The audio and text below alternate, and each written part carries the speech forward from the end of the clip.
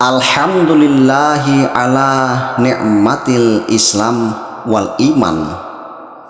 Alhamdulillahilladzi ja'alana min ummati sayyidil anam. Alhamdulillahilladzi anjala alainal Qur'an. Alhamdulillahi ala jami'in na'ami zahirati wal batinati sabiqati walahiqati dunyawiyah wal ukhrawiyah. Alhamdulillahilladzi hadana lihada wa ma kunna linahtadiyah laula an hadanallah. Asyhadu an la ilaha illallah wa asyhadu anna sayyidina wa maulana wa habibina Muhammadin wa ala alihi wa sahbihi wa man tabi'ahum ila yaumiddin. Amma ba'du, fa ya ibadallah usikum bi taqwallahi wa ta'ati la'allakum tuflihun. Alhamdulillah, hadirin sidang Jumat rahimakumullah. Mari sama-sama kita untuk senantiasa meningkatkan iman dan takwa kita kepada Allah Subhanahu wa taala dengan satu jalan, yaitu mematuhi perintah-perintah Allah serta berusaha menghilangkan ataupun meninggalkan larangan-larangan Allah Subhanahu wa taala. Semoga dengan demikian kita tergolong orang-orang yang mendapatkan derajat yang mulia di sisi Allah Subhanahu wa taala. Hadirin sidang Jumat yang dirahmati Allah Subhanahu wa taala, marilah senantiasa kita mensyukuri nikmat Allah Subhanahu wa taala. Untuk perkara tersebut, agar kita senantiasa mensyukuri nikmat Allah Subhanahu wa taala, mari kita tingkatkan amal dan ibadah kita. Bapak hadirin sidang Jumat yang dirahmati Allah Subhanahu wa taala, dalam kesempatan mimbar Jumat yang berbahagia ini, di siang hari yang mulia ini, khotib akan memberikan tema 7 anggota tubuh yang akan membawa celaka bagi manusia. Hadirin yang dirahmati Allah Subhanahu wa taala, marilah senantiasa kita mensyukuri nikmat Allah Subhanahu wa taala yang maha besar yang telah Ia berikan kepada kita hari ini, yaitu nikmat iman dan Islam. Nikmat iman dan Islam adalah nikmat yang terbesar dan sangat besar.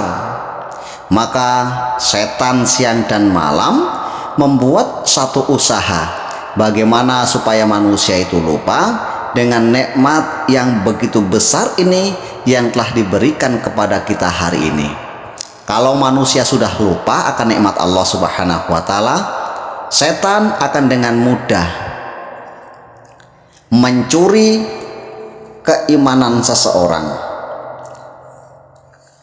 Maka apabila iman telah dicuri serta dipengaruhi oleh setan, maka manusia akan menganggap bahwa nikmat iman dan Islam adalah nikmat yang ringan, nikmat yang biasa-biasa saja, sehingga manusia pun tidak perlu merawatnya kembali. Itulah puncak usaha setan. Pada akhirnya nikmat ini kalau tidak diampuni, tidak dijaga oleh manusia, maka nikmat tersebut akan bisa hilang dari dada manusia, sehingga manusia tersebut akan menjadi hamba Allah Subhanahu wa taala yang ingkar kepada Allah Subhanahu wa taala. Hadirin sidang Jumat rahimakumullah, di antara nikmat yang besar yang diberikan Allah Subhanahu wa taala kepada kita adalah kita dijadikannya oleh Allah Subhanahu wa taala sebagai umat dari nabi yang mulia, nabi yang agung, yaitu Nabi Muhammad sallallahu alaihi wasallam. Dengan keberkahan sebagai umat beliau, umatnya Rasulullah sallallahu alaihi wasallam, kita menjadi semulia-mulianya umat, karena beliau adalah semulia-mulianya nabi. Karena kita dijadikan oleh Allah Subhanahu wa taala umat baginda Nabi Muhammad sallallahu alaihi wasallam, maka amalan yang nilainya sedikit maka akan mendapatkan ganjaran yang sangat besar di sisi Allah Subhanahu wa taala. Amal ibadah yang ringan akan mendatangkan timbangan yang berat di timbangan amalan yang kecil mendatangkan pahala yang besar.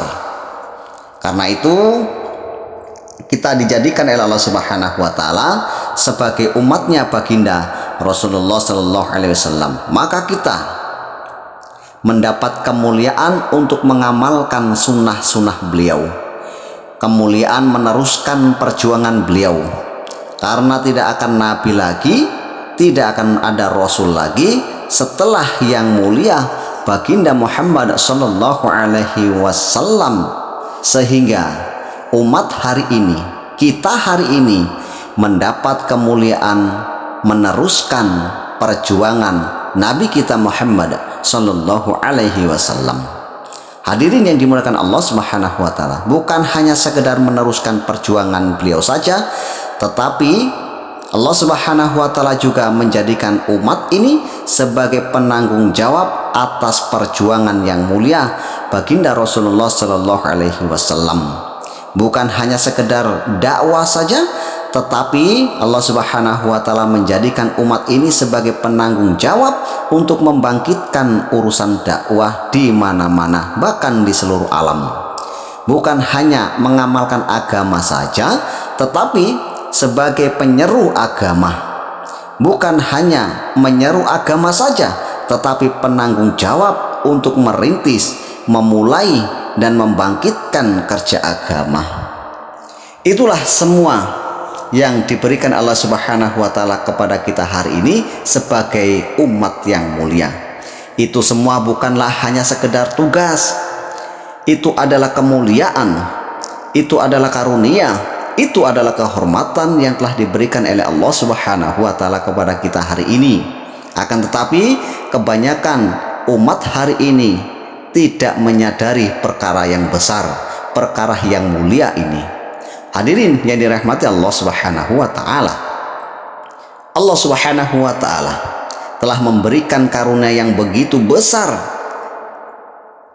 kepada kita hari ini. Allah Subhanahu wa taala memberikan kepada kita kitab Al-Qur'an. Al-Qur'an adalah kitab yang dijamin keasliannya sampai hari kiamat. Al-Quran adalah satu-satunya kitab Allah Subhanahu wa ta'ala. Al-Quran dikaruniakan kepada umat ini agar umat ini senantiasa bisa berhubungan dengan Allah Subhanahu wa ta'ala melalui Al-Quranul Karim, mendapatkan nasihat yang asli dari Allah Subhanahu wa ta'ala melalui Al-Quran. Maka sudah semestinya kita mencintai Al-Quran, membacanya siang dan malam, menyemangatkan anak-anak kita untuk belajar Al-Quran, menghafal Al-Quran, mencintai serta mengamalkan kandungan di dalam Al-Quran. Allah Subhanahu wa ta'ala mengumpulkan ilmu para nabi di dalam Al-Quran. Al-Quran isinya adalah ilmu yang bermanfaat di dunia ini dan menjadikan cahaya di kubur serta keselamatan di akhirat kelak. Al-Quran menjadi kebanggaan pada hari kiamat. Bukan hanya sekedar kebanggaan bagi yang membacanya saja, tetapi juga menjadi kebanggaan bagi kedua orang tua dan keluarganya. Di sana, di akhirat kelak, orang bisa merasa bangga karena anak-anaknya menjadi hafiz-hafizah, penghafal Al-Quran, orang-orang yang mencintai Al-Quran, orang-orang yang mengamalkan kandungan Al-Quran, maka akan merasa bangga karena keluarganya menjadi pecinta-pencinta Al-Quran, penghafal Al-Quran. Bahkan orang-orang pun akan merasa bangga bisa mendekatkan dengan hafiz-hafiz Al-Quran, karena berdekatan dengan mereka saja sudah mendatangkan banyak keberkahan. Hadirin yang dimuliakan Allah Subhanahu wa ta'ala, sekarang mungkin kita belum nampak, Akan tetapi nanti di akhirat, orang-orang yang meremehkan perkara yang besar ini, perkara yang mulia ini, perkara yang dianggap sepele ini, perkara yang dianggap kecil ini, maka mereka akan menyesal. Ternyata ilmu agama adalah ilmu yang besar, ilmu yang mulia, ilmu yang agung, ilmu yang akan ada harganya selama-lamanya. Saat ilmu-ilmu dunia sudah tidak ada harganya, tidak bernilai dan tidak berguna lagi, di mana dunia mau ada harganya, sedangkan dunia sendiri sudah ambruk, dunia sendiri sudah musnah, dunia itu sendiri sudah tidak ada artinya, yaitu hari kiamat. Hadirin yang dirahmati Allah Subhanahu wa taala, kita bersyukur kepada Allah Subhanahu wa taala karena Allah Subhanahu wa taala masih memberikan kesempatan kepada kita untuk membangun akhirat. Allah Subhanahu wa taala masih memberikan umur kepada kita beberapa saat lagi, beberapa hari lagi. Inilah yang kita gunakan untuk membangun serta mencari bekal akhirat. Allah Subhanahu wa taala masih memberikan kesempatan kepada kita untuk persiapan pulang ke negeri akhirat, pulang ke tempat yang kekal dan abadi. Allah Subhanahu wa taala masih memberikan kesempatan kepada kita untuk memperbaiki hubungan dengan Allah. Hal itu berarti Allah Subhanahu wa taala masih membuka kesempatan kepada kita untuk bertobat. Hadirin yang dirahmati Allah Subhanahu wa taala, umur itu mahal harganya. Sedetik saja umur yang kita gunakan untuk taat kepada Allah bisa untuk membeli istana-istana surga. Sebaliknya, kalau umur tidak kita gunakan untuk taat, bahkan digunakan untuk maksiat, ingkar kepada Allah, kalau kita tidak cepat-cepat bertobat, maka akan menjadi penyesalan yang tidak akan ada habisnya. Hadirin yang dirahmati Allah Subhanahu wa taala, maka dengan demikian, untuk mendatangkan kebahagiaan tatkala kita menghadap Allah Subhanahu wa taala di akhirat kelak, di tempat yang kekal dan abadi, marilah kita memperbanyak iman, amal soleh kita untuk mendatangkan keselamatan. Maka senantiasalah kita patuh kepada Allah Subhanahu wa taala. Patuh kepada Allah dalam hal ini mencakup dua hal. Yang pertama, patuh untuk mentaati perintah Allah Subhanahu wa taala. Dan yang kedua, patuh untuk meninggalkan larangan-larangan Allah Subhanahu wa taala. Maknanya, apa yang diperintahkan oleh Allah Subhanahu wa taala kita patuhi, kita laksanakan, kita kerjakan dengan penuh keyakinan. Hal-hal yang dilarang oleh Allah Subhanahu wa taala hendaknya kita jauhi, bahkan kita tinggalkan. Hadirin sidang Jumat rahimakumullah, memenuhi semua perintah Allah Subhanahu wa taala adalah suatu tugas yang tidak sepele dalam kehidupan kita, suatu tanggung jawab yang tidak kecil, suatu kewajiban bagi umat manusia, bagi hamba Allah Subhanahu wa taala. Apabila meninggalkan semua larangan Allah, maka Allah Subhanahu wa taala akan memberikan ganjaran yang berlipat ganda. Mentaati perintah-perintah Allah Subhanahu wa taala adalah suatu tugas yang ringan untuk kita laksanakan. Dan yang lebih berat adalah meninggalkan semua larangan-larangan Allah Subhanahu wa taala. Karena tatkala seorang hamba patuh dan taat kepada perintah Allah Subhanahu wa taala, Allah berikan ganjaran pahala yang berlimpah. Ini akan mudah dilaksanakan oleh hamba-hambanya Allah Subhanahu wa taala. Tetapi hadirin, orang-orang yang meninggalkan larangan-larangan Allah Subhanahu wa taala itu akan terasa lebih berat. Bagaimana dalam keseharian kita yang kita lihat adalah larangan Allah Subhanahu wa taala, yang kita makan adalah larangan Allah Subhanahu wa taala, apabila kita mencari dan melihat dengan jalan yang dilarang dan tidak mendapatkan ridha Allah Subhanahu wa taala.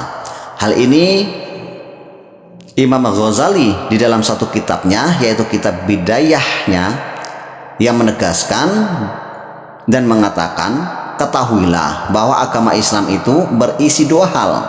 Pertama adalah meninggalkan larangan-larangan Allah, dan yang kedua adalah menunaikan perintah-perintah Allah.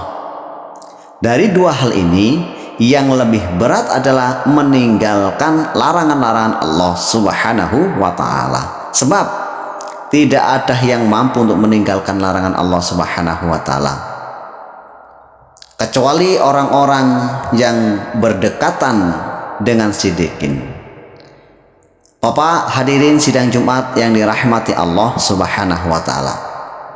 Dalam suatu riwayat, pernah suatu ketika malaikat Jibril alaihissalam diperintahkan oleh Allah Subhanahu wa ta'ala untuk melihat isi surga. Maka setelah malaikat Jibril melihat isi surga dengan berbagai macam kenikmatan, kelezatan yang menyedapkan pandangan mata, maka Jibril alaihissalam pun menghadap kepada Allah Subhanahu wa ta'ala. Ya Allah, aku yakin hamba-hambamu pasti akan berusaha untuk masuk ke dalam surga, karena begitu besar dan banyak kenikmatan yang tidak tara, yang tidak pernah dilihat oleh kedua matanya, tidak pernah terlintas di dalam benaknya, tidak pernah terdengar dengan telinganya. Maka Allah Subhanahu wa ta'ala pun memberitahukan syarat untuk masuk di dalamnya. Maka malaikat Jibril alaihissalam setelah melihat syarat untuk masuk di dalamnya, kembali menghadap Allah Subhanahu wa ta'ala. Maka malaikat Jibril alaihissalam pun mengatakan, wahai Allah, aku khawatir kalau nanti akan sedikit sekali yang masuk ke dalam surga, karena begitu beratnya syarat untuk masuk di dalamnya. Hadis Subhanahu wa ta'ala, syarat untuk masuk ke dalam surga adalah taat kepada Allah Subhanahu wa ta'ala, melaksanakan perintah sholat dalam satu hari satu malam sebanyak 5 waktu, belum lagi melaksanakan sholat-sholat sunnah, berpuasa bulan Ramadan dan puasa-puasa sunnah, kemudian berzikir kepada Allah Subhanahu wa ta'ala, membaca Al-Quran, sodako, dan sebagainya, amal-amal ibadah yang lainnya. Ini akan terasa berat bagi untuk masuk ke dalam surga. Hadirin yang dirahmati Allah Subhanahu wa ta'ala, setelah itu malaikat Jibril pun diperintahkan oleh Allah Subhanahu wa ta'ala untuk melihat keadaan neraka. Setelah melihat daripada keadaan neraka dengan berbagai macam penderitaan, siksa yang pedih, kesengsaraan di dalamnya, maka malaikat Jibril menghadap Allah Subhanahu wa ta'ala dan berkata, ya Allah, aku yakin hamba-hambamu nanti pasti tidak akan mau masuk di dalamnya, karena begitu banyak penderitaan di dalamnya, siksaan-siksaan di dalamnya, kesengsaraan-kesengsaraan yang pedih di dalamnya. Maka setelah Allah Subhanahu wa ta'ala memperlihatkan syarat-syarat untuk masuk ke dalam neraka, maka malaikat Jibril pun berkata, ya Allah, hal ini aku yakin kelak nanti hamba-hambamu pasti akan lebih banyak masuk ke dalam neraka, karena syarat untuk masuk ke dalam neraka itu sangat ringan, sangat mudah. Orang meninggalkan sholat akan masuk neraka, orang meninggalkan puasa masuk neraka, tidak baca Quran masuk neraka, kemudian tidak berzikir pada Allah masuk neraka, tidak sodako masuk neraka. Bahkan kenikmatan-kenikmatan di dunia yang akan memuaskan hawa nafsu hamba-hamba hari ini juga akan memasukkannya ke dalam neraka.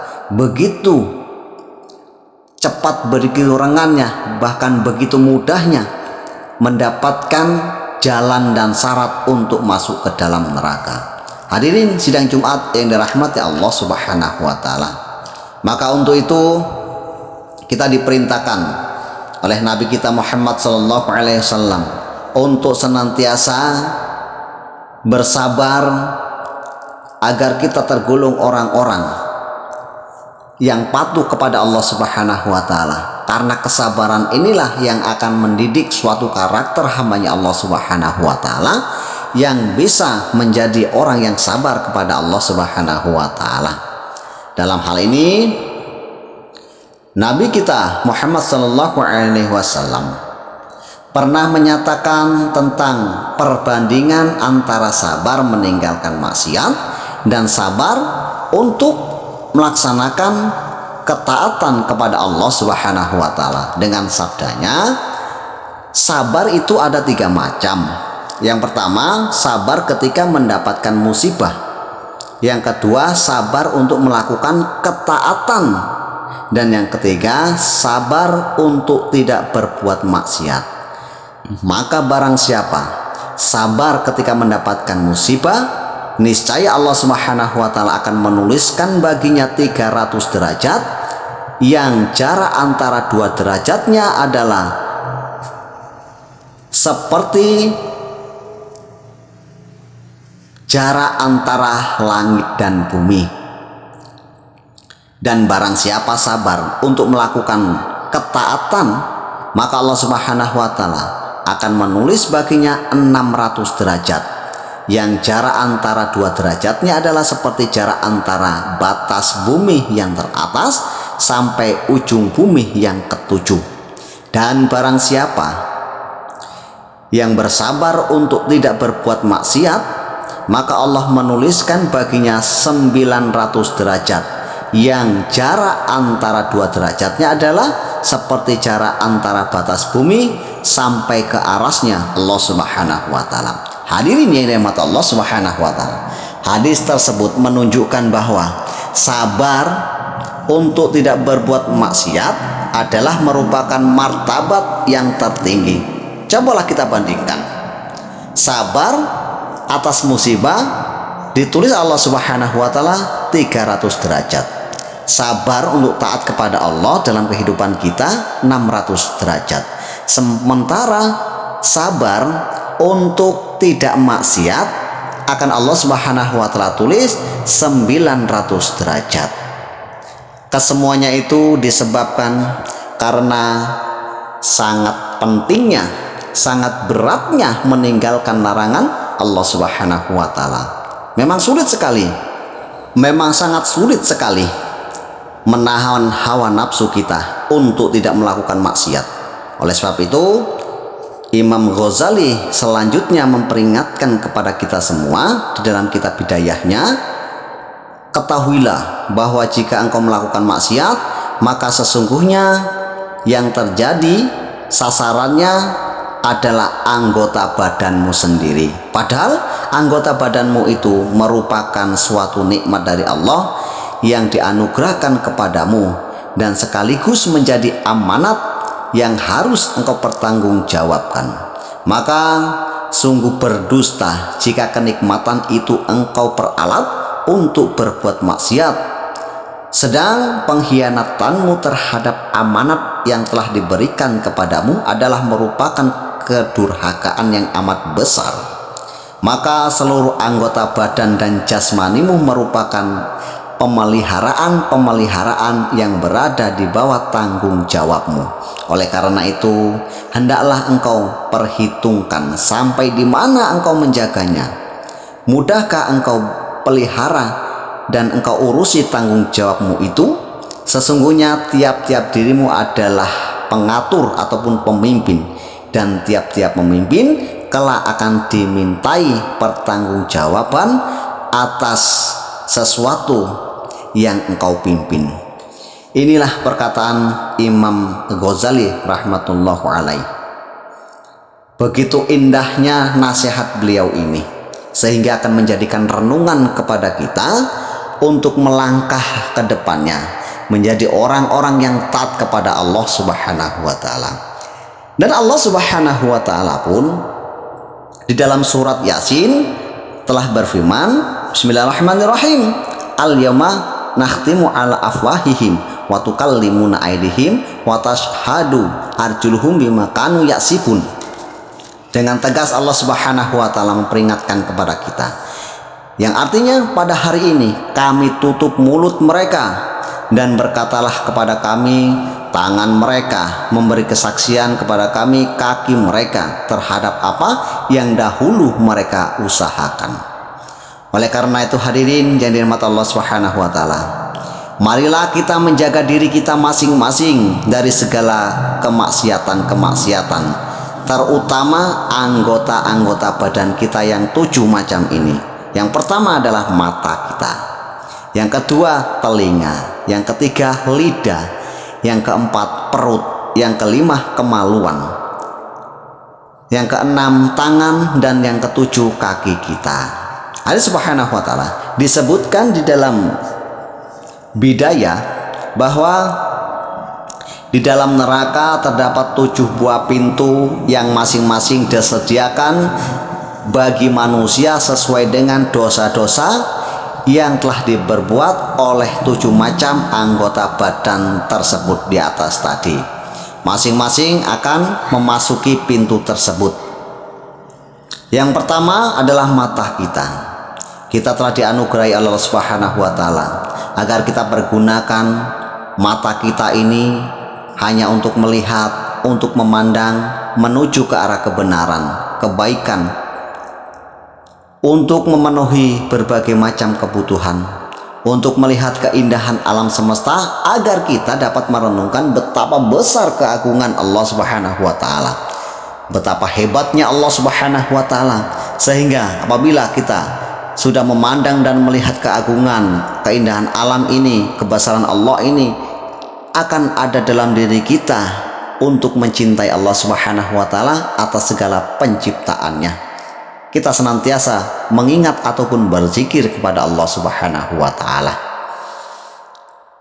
Kenikmatan ini jangan kita peralat untuk berbuat maksiat, seperti melihat sesuatu yang menggairahkan nafsu birahi kita dan memperbesar syahwat kita, melihat sesama muslim dengan pandangan yang meremehkan dan yang lain sebagainya yang akan menjatuhkan martabat kita sebagai umat yang terbaik. Perbuatan seperti ini adalah pengkhianatan terhadap amanah yang Allah Subhanahu wa Ta'ala berikan kepada kita. Allah Subhanahu wa Ta'ala yang kedua adalah telinga kita. Hendaknya kita juga harus benar-benar menjaga telinga kita. Jangan sampai kita pergunakan untuk mendengar omongan-omongan kotor, ocehan-ocehan yang batil, dan berbagai kemaksiatan yang dibuat oleh telinga. Karena apabila mata kita sudah melihat, maka kita sudah dipastikan akan tercena dan terekamlah dalam otak kita.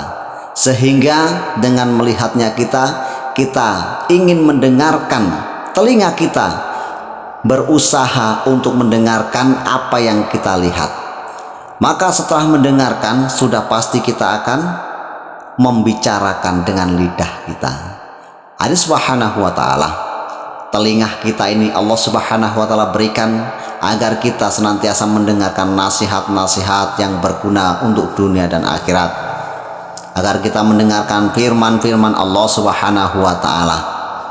Telinga Allah Subhanahu wa Ta'ala ciptakan pada diri kita agar kita senantiasa setelah mendengar kekuasaan keagungan Allah Subhanahu wa Ta'ala dapat kita renungkan dalam hati kita. Ini banyak sekali dosa yang kita buat melalui telinga kita, maka kita benar-benar harus menjaganya. Hendaknya kita juga jangan sampai mempergunakan untuk mendengar sesuatu yang dimurkai oleh Allah Subhanahu wa Ta'ala, sebab telinga adalah anugerah dari Allah yang harus benar-benar kita jaga. Hadis Nabi Shallallahu Alaihi Wasallam, ilmu yang bermanfaat dan yang lain sebagainya itu dapat kita dengar oleh telinga kita. Begitu juga kejahatan-kejahatan akan terdengar oleh telinga kita. Sumber-sumber kejahatan, sumber-sumber kebaikan akan terdengar oleh telinga kita. Maka telinga kita ini adalah suatu sinyal untuk mendapatkan kesengsaraan ataupun penderitaan, bahkan kebahagiaan ataupun kesenangan. Telinga ini adalah sinyal untuk mendapatkan informasi yang baik ataupun informasi yang buruk. Ingat, apabila informasi yang buruk kita dengar, kemudian kita sampaikan, sudah pasti kesengsaraan dan neraka menanti kita. Sebaliknya, apabila informasi yang kita dengar dengan sebaik-baiknya, bahkan informasi itu informasi yang baik, informasi yang akan mendatangkan kita ketaatan kepada Allah Subhanahu wa taala, kemudian kita berusaha untuk menjadi orang yang taat kepada Allah Subhanahu wa taala, inilah keberuntungan yang akan mendatangkan seseorang hamba untuk mendapatkan kebahagiaan dan surganya Allah Subhanahu wa taala. Allah Subhanahu wa taala. Kemudian setelah telinga adalah lisan kita ataupun lidah kita. Allah Subhanahu wa taala telah menganugerahkan lidah kita agar kita dapat mempergunakan untuk berzikir kepada Allah, kemudian memperbanyak doa kepada Allah, banyak istighfar kepada Allah, membaca Al-Quran, bersolawat, bahkan kita mendakwakan agama, mengajak orang lain, karena lisan ini adalah sumber kebaikan. Bahkan dalam hal ini Allah Subhanahu wa taala tawarkan kepada kita, Allah Subhanahu wa taala berikan tahu kepada kita, waman ahsanu qaulan mimman da'a ilallah wa qala inani minal muslimin. Dan siapakah, kata Allah, perkataan yang lebih baik daripada orang-orang yang mengajak kepada Allah. Inilah perkataan yang lebih baik. Siapa orangnya? Tidak akan ada perkataan yang baik kecuali orang-orang yang mengajak ataupun berdakwah kepada Allah Subhanahu wa taala. Intinya, apabila lisan kita pergunakan untuk hal-hal yang diridai Allah Subhanahu wa taala, maka perkataan tersebut adalah perkataan yang telah Allah Subhanahu wa taala puji. Siapakah perkataan yang lebih baik, kata Allah, selain orang yang mengajak kepada Allah? Hadirin yang dirahmati Allah Subhanahu wa taala. Untuk itu mari kita pergunakan lisan kita ini untuk mengajak umat agar berbuat taat kepada Allah Subhanahu wa taala. Ketaatan menuju jalan Allah Subhanahu wa taala, berdoa dan hal-hal yang diridhoi oleh Allah Subhanahu wa taala. Maka kenikmatan ini, yaitu lidah kita ini, lisan kita ini, kita gunakan untuk tujuan yang lain, yaitu tujuannya adalah mendakwakan agama Allah Subhanahu wa taala yang tidak akan ada hisabnya. Maka berarti kita telah menjadi orang-orang yang mampu menjaga lisan sebagai amanah kita. Sebaliknya, apabila lidah kita ini kita gunakan untuk hal yang tidak baik, maka berarti kita tidak mensyukuri nikmat Allah, bahkan kita tergolong orang-orang yang tidak menjaga amanah dari Allah Subhanahu wa taala yang telah diberikan kepada kita, yaitu lidah kita. Bahkan kenikmatan itu nantinya akan menyeret kepada kita ke jalan yang salah, ke dalam penderitaan yang kekal dan abadi. Bahkan kenikmatan itu kita khianati ataupun kita peralat untuk mendurhakai Allah Subhanahu wa taala. Mengkhianati seperti ini adalah kedurhakaan yang sangat besar sekali di sisi Allah Subhanahu wa taala. Itulah sebabnya, hadirin, maka Abu Bakar As-Siddiq radhiyallahu anhu pernah suatu ketika menyumbat lidahnya sendiri dengan batu untuk menjaga agar jangan sampai berbicara kecuali apabila benar-benar diperlukan dan dipergunakan.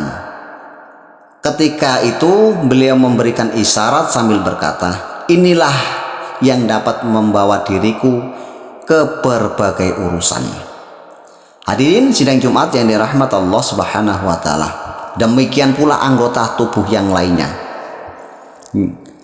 akan menyeret daripada seorang ke jalan yang tidak diridhai Allah Subhanahu wa taala, hingga akhirnya akan mendatangkan kesengsaraan yang pedih, penderitaan yang amat pedih di akhirat kelak, yaitu di nerakanya Allah Subhanahu wa taala. Mari kita pergunakan lidah yang Allah Subhanahu wa taala berikan, bahkan amanahkan kepada kita ini, kita pergunakan untuk senantiasa mendatangkan keridhaan Allah Subhanahu wa taala. Hadirin yang dirahmati Allah Subhanahu wa taala. Selanjutnya yang akan membawa kita celaka adalah perut kita. Perut ini adalah suatu pabrik makanan, yang mana dari hasil makanan ini akan mendatangkan suatu tenaga yang akan memperkuat kita untuk ibadah kepada Allah Subhanahu wa taala. Makanan yang masuk ke dalam perut akan diolah, kemudian akan menjadi tenaga untuk kita, menjadi darah daging kepada kita, dan itulah kita gunakan untuk beribadah. Apabila kita gunakan dan kita masukkan sesuatu yang tidak mendatangkan keridhaan Allah Subhanahu wa taala, maka celaka demi kecelakaan yang akan menimpa seseorang. Apabila perut ini terisi makanan yang haram, maka akan tersebar luaslah ke dalam tubuh kita, menjadi tenaga, menjadi anggota tubuh yang mendatangkan kemurkaan Allah Subhanahu wa taala. Untuk itu orang-orang yang memasukkan makanan ke dalam perut yang tidak mendapatkan ridho Allah Subhanahu wa taala ataupun makanan yang haram, maka seseorang akan sulit menerima kebaikan, akan sulit menerima kebenaran, bahkan dia akan menentang kebaikan dan kebenaran. Hadirin yang dirahmati Allah Subhanahu wa taala. Untuk selanjutnya adalah kemaluan.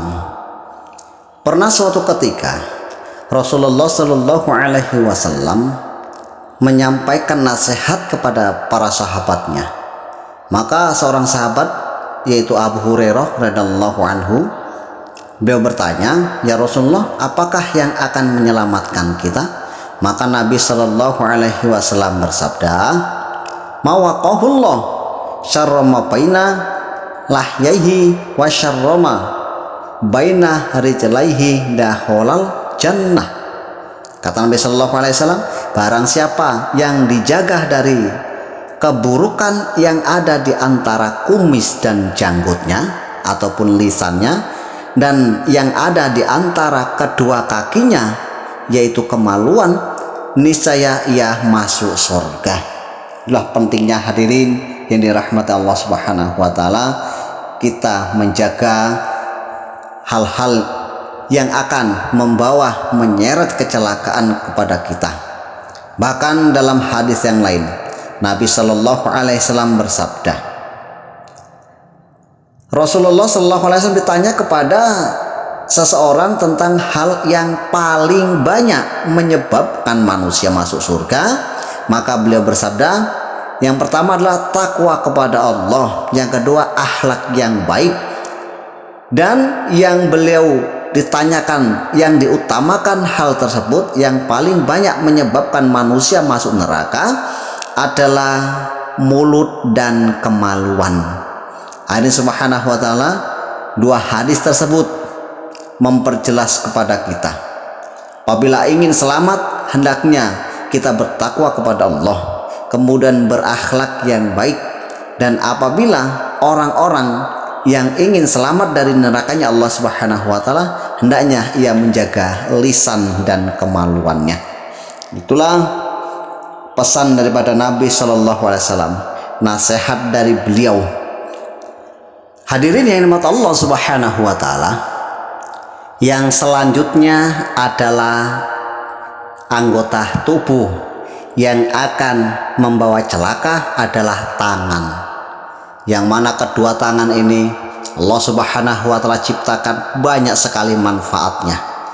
Kedua tangan ini bisa kita arahkan kepada hal-hal yang baik, bahkan bisa kita arahkan kepada hal-hal yang buruk. Kedua tangan kita ini bisa diarahkan menuju surga ataupun dapat diarahkan menuju neraka. Paling gampang dosa yang diperbuat oleh kedua tangan. Hadirin sidang Jumat yang dirahmati Allah Subhanahu wa taala, hendaknya tangan kita gunakan untuk menolong orang lain, karena masih banyak orang lain membutuhkan uluran tangan kita. Membantu orang lain karena masih banyak orang yang dalam kesusahan. Serta tangan kita gunakan untuk bertakbir kepada Allah Subhanahu wa taala ketika kita sholat, dan tangan kita ulurkan untuk mengajak kebaikan, untuk mengajak mengamalkan agamanya Allah Subhanahu wa taala, mengamalkan perintah-perintah Allah Subhanahu wa taala. Hendaknya tangan yang telah dianugerahkan kepada kita, kedua tangan ini yang telah diamanahkan kepada kita, pada hari kiamat nanti jangan pula sampai kedua tangan kita akan menuntut kita, bahkan akan menjadi saksi akan keburukan daripada kedua tangan, sehingga kita tergolong orang-orang yang akan mendapatkan kesengsaraan yang kekal dan abadi. Dan yang ketujuh, hadirin yang dirahmati Allah Subhanahu wa taala, adalah kaki kita. Kaki kita pun dapat melangkahkan ke jalan yang diridhai Allah Subhanahu wa taala, ataupun ke jalan yang mendapatkan murkanya Allah Subhanahu wa taala. Karena setiap langkah kaki yang kita ayunkan pasti akan menjadi pertanggungjawaban di akhirat kelak. Kaki ini mengarahkan seluruh tubuh kita. Apabila kaki kita ini menuju ke kebaikan ataupun keridhaan Allah Subhanahu wa taala, maka seluruh tubuh kita, mata kita, hidung kita, telinga kita, kepala, tangan kita, kemudian badan kita pun pasti akan mengarah ke tempat tersebut. Bahkan sebaliknya, apabila langkah kaki kita ini kita gunakan hal-hal yang dimurkai oleh Allah Subhanahu wa taala, maka kita anggota badan semuanya akan menjadi keburukan bagi seseorang. Langkah kaki kita sangat menentukan seluruh tubuh kita.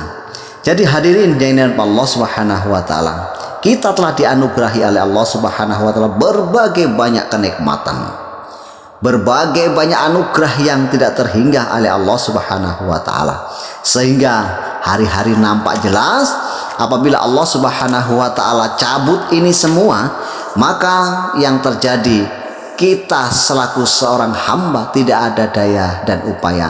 Mumpung masih anggota tubuh kita semua lengkap dan diberikan amanah oleh Allah Subhanahu wa taala, mari kita jaga dengan sebaik-baiknya. Mari kita gunakan dengan sebaik-baiknya. Kita gunakan untuk mendatangkan keridhaan Allah Subhanahu wa taala. Kita gunakan untuk menuju jalan keselamatan. Kita gunakan untuk kebaikan, sehingga akan menjadi penolong dan keselamatan kepada kita. Kita langkahkan kaki kita, misalnya kita gunakan untuk bersilaturahmi. Dengan silaturahmi maka akan terjalinlah ukhuwah yang sangat besar, ukhuwah keeratan, sehingga akan mempersatukan umat. Maka dengan demikian setiap tubuh kita ini nanti pasti akan dimintai pertanggungjawaban oleh Allah Subhanahu wa taala. Hadirin yang dirahmati Allah Subhanahu wa taala, pernah suatu ketika Rasulullah SAW menyampaikan bahwa silaturahmi itu menyambung persaudaraan. Dan menyambung persaudaraan itu dapat membuahkan rezeki yang panjang, serta mempanjangkan umurnya, ataupun umurnya akan diberikan keberkahan. Maka untuk mendatangkan keridhaan Allah Subhanahu wa taala, mari kita ayunkan dan langkahkan langkah kaki kita ini menuju silaturahmi, menuju keridhaan Allah Subhanahu wa taala. Bapak hadirin sidang Jumat yang dirahmati Allah Subhanahu wa taala, kita semua tentu menyadari bahwa umur kita selama ini dari hari ke hari bukanlah malah bertambah, tetapi sebaliknya semakin berkurang dan terus berkurang hingga datangnya ajal menjemput kita. Ini berarti kesempatan kita untuk memperbanyak amal soleh semakin habis dan menipis apabila hari-hari tidak kita tingkatkan iman kita kepada Allah Subhanahu wa taala. Sedangkan perbuatan dosa kita selalu bertambah dan terus bertambah tanpa ada penyesalan. Anta fi ghaflatin wa qabluka sahih dhahabal umruh wa dhunubuka mahi. engkau tetap hidup dalam kelengahan dan hatimu lupa, hilanglah umurmu, sedang dosa-dosamu tetap seperti keadaan. Hadirin nikmat Allah Subhanahu wa taala, semestinya kita harus pandai-pandai memanfaatkan kesempatan ini, memanfaatkan waktu kita ini, memanfaatkan umur yang Allah Subhanahu wa taala anugerahkan, yang Allah amanahkan kepada kita, untuk memperbanyak amal soleh kita kepada Allah Subhanahu wa taala. Jangan sampai kita kembali kepada Allah Subhanahu wa taala dengan keadaan menyesal. Semestinya kita harus pandai-pandai dalam kehidupan kita ini untuk menjarah semua waktu, menjarah umur kita dengan amal dan ibadah, sebelum kesempatan itu harus direnggut dengan kematian. Mari kita isi kesempatan itu untuk beramal soleh. Jangan ada di antara kesempatan pada saat sekarang ini yang umurnya Allah Subhanahu wa taala anugerahkan kepada kita, kesempatan yang waktunya Allah Subhanahu wa taala telah titipkan kepada kita, dengan terbuang percuma begitu saja tanpa amal dan ibadah, ataupun berlalu dengan sia-sia. Jangan suka menunda-nunda sesuatu yang berarti akan membuang-buang waktu, akan mengikis kesempatan kita untuk hidup di dunia ini dengan amal soleh. Ingatlah firman Allah Subhanahu wa taala, likulli ummatin ajalu fa idza jaa ajaluhum la yastakhiruna sa'atau wala yastaqdimun.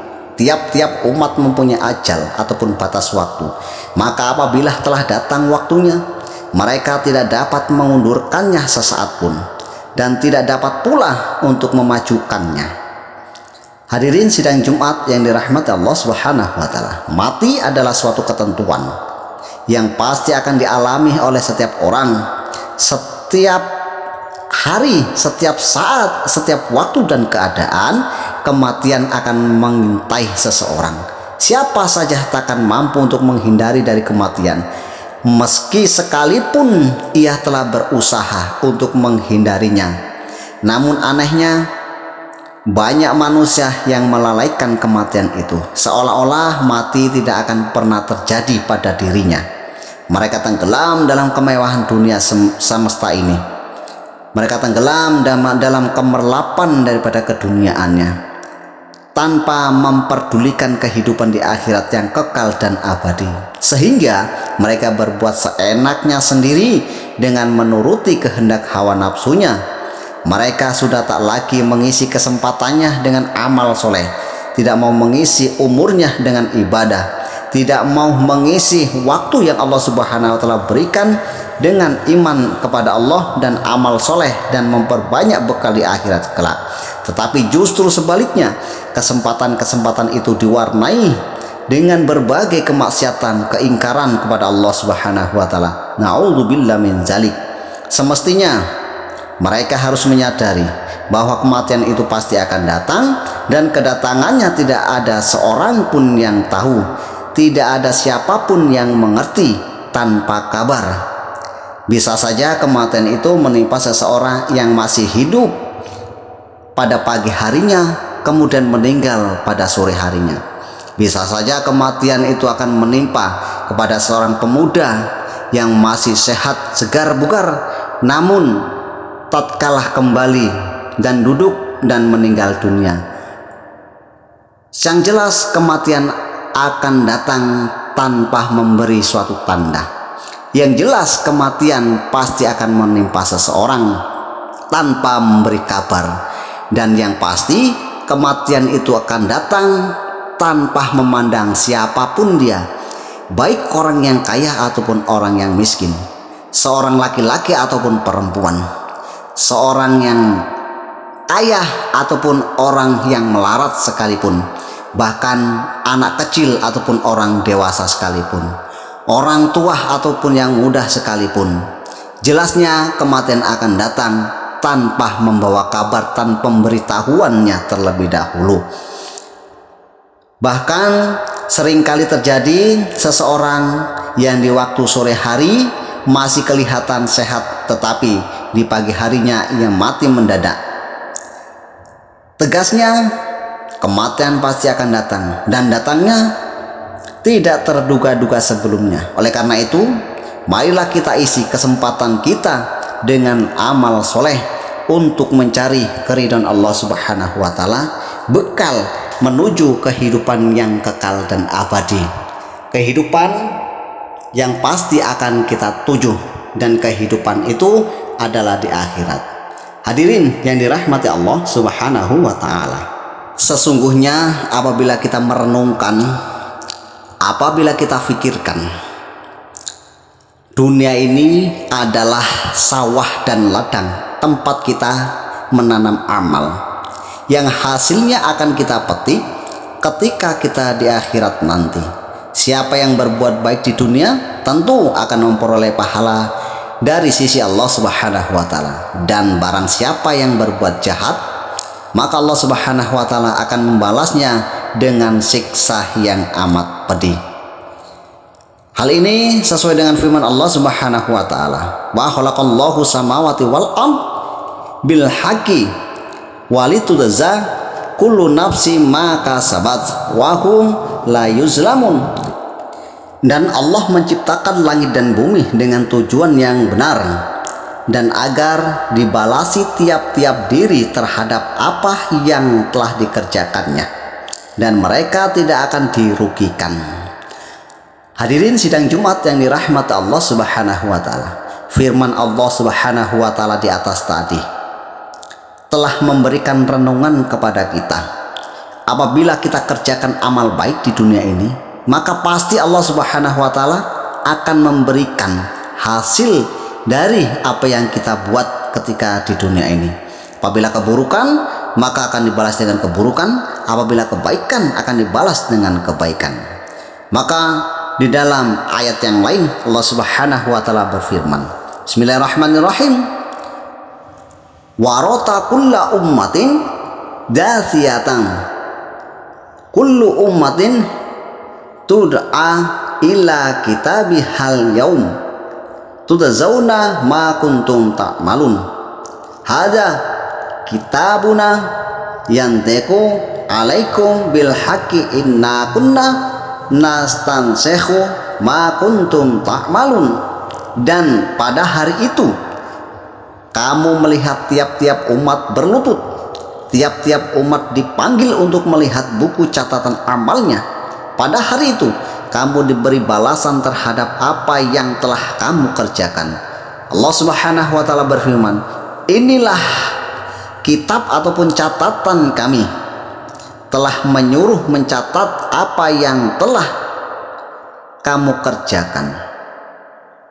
Hadirin sidang Jumat yang dirahmati Allah Subhanahu wa Ta'ala, semoga dengan ayat-ayat ini kita semua dapat selalu memanfaatkan kesempatan untuk memperbanyak amal soleh, bertaubat kepada Allah Subhanahu wa Ta'ala, istighfar kepada Allah Subhanahu wa Ta'ala, mohon ampun kepada Allah Subhanahu wa Ta'ala, berdoa kepada Allah Subhanahu wa Ta'ala, berzikir kepada Allah Subhanahu wa Ta'ala. Rasulullah SAW telah mengingatkan kepada kita dalam suatu pidatonya, wahai manusia, bertaubatlah kalian kepada Allah sebelum kalian mati. Pergunakanlah kesempatan hidup ini untuk memperbanyak amal soleh sebelum kalian sibuk. Eratkanlah hubungan dengan Tuhanmu dengan memperbanyak zikir kepadanya, dan memperbanyak sedekah dengan rahasia ataupun dengan terang-terangan. Maka Allah Subhanahu wa Ta'ala akan memberikan rezeki dan menolong serta memberi kemenangan kepada kamu sekalian. Sungguh betapa mulianya orang-orang yang mau beramal soleh di sisi Allah Subhanahu wa Ta'ala, karena pasti orang tersebut akan tergolong orang-orang yang beruntung dan akan dimasukkan oleh Allah Subhanahu wa Ta'ala ke dalam surga. Inilah hadirin yang dirahmati Allah Subhanahu wa Ta'ala, orang-orang yang beramal soleh. Allah Subhanahu wa Ta'ala berjanji Allah Subhanahu wa Ta'ala akan menolongnya, akan memasukkannya ke dalam surga. Karena orang-orang yang soleh ini adalah orang-orang yang taat kepada perintah Allah Subhanahu wa Ta'ala.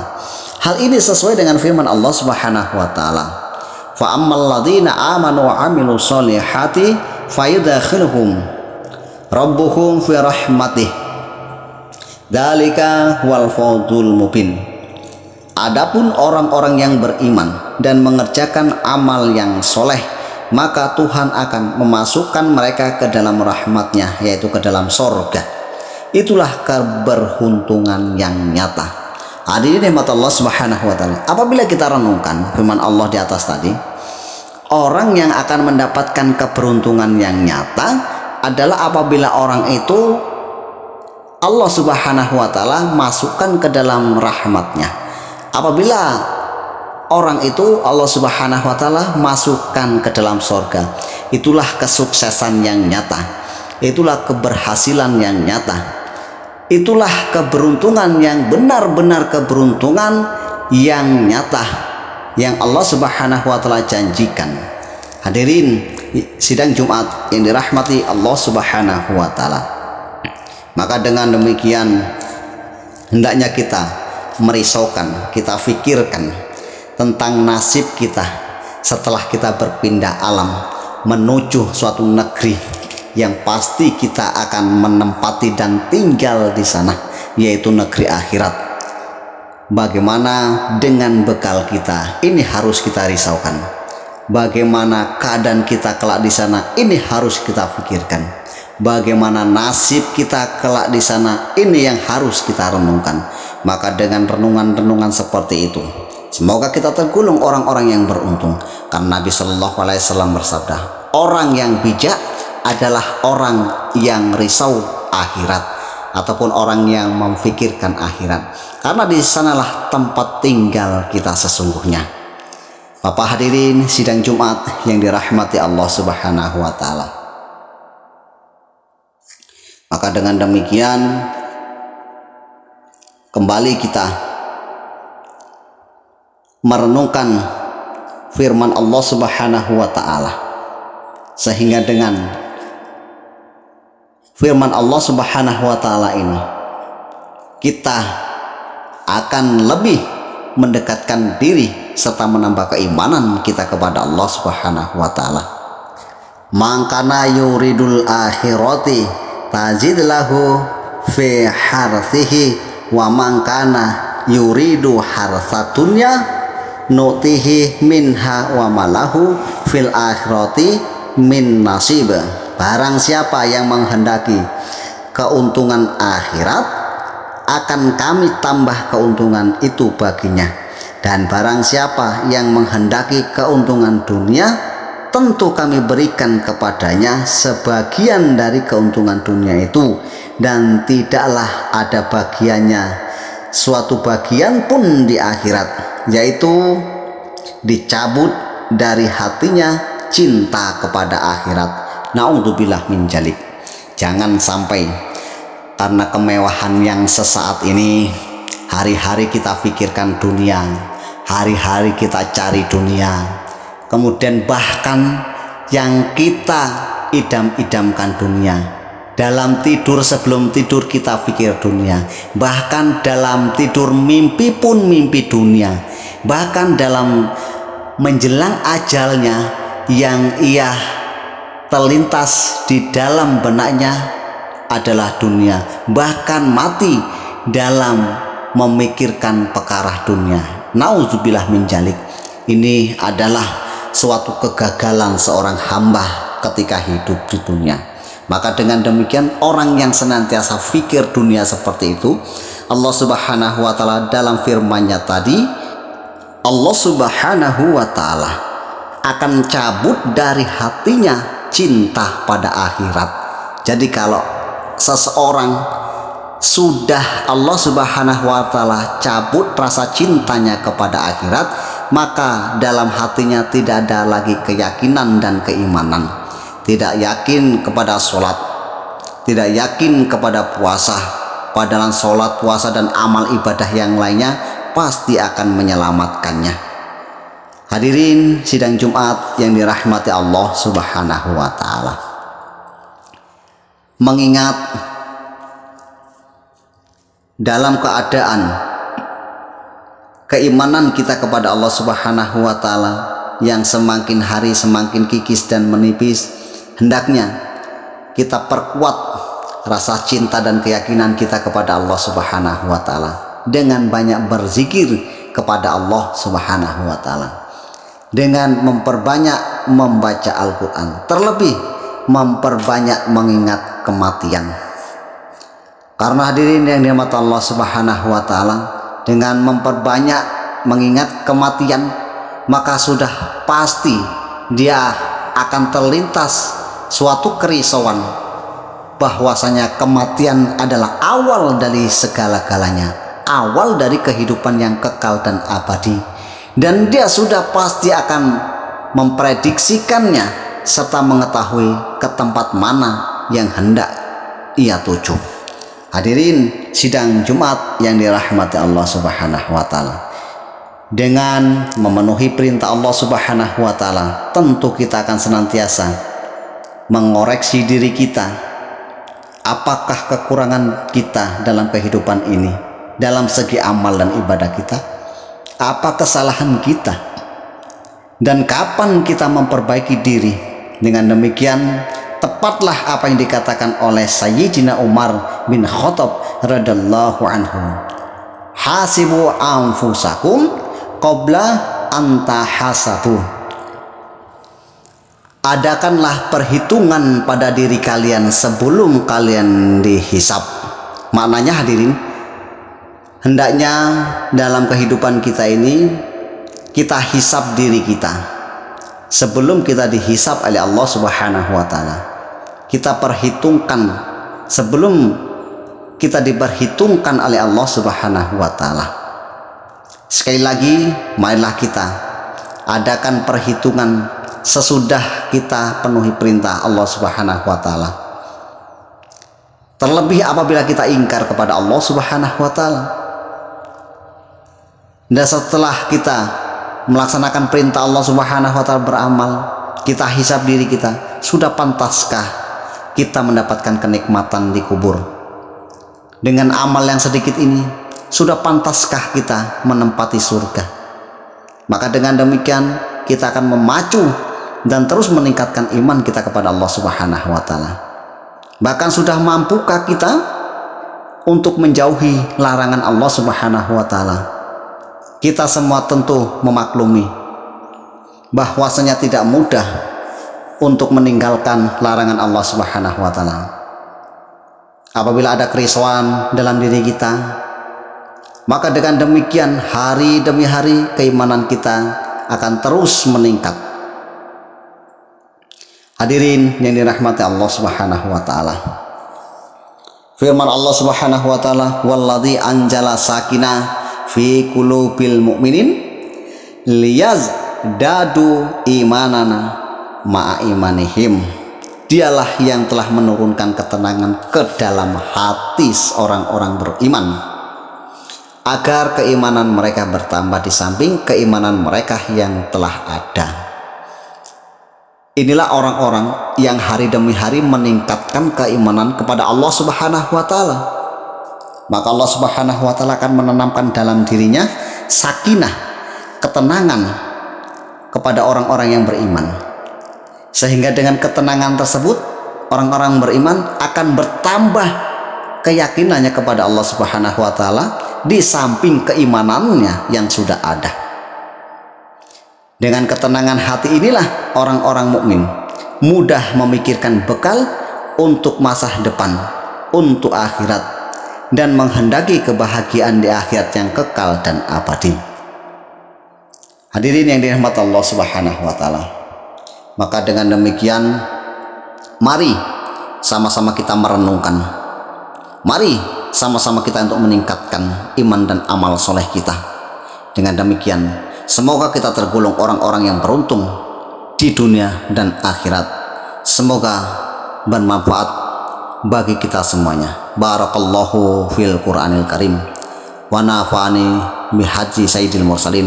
Aqulu qouli hadza wa astaghfirullahal azim li wa lakum wa li sayyidil muslimina wal muslimat wal mu'minina wal mu'minat min kulli dzambi fastaghfiruhu innahu huwa ghafurur rahim.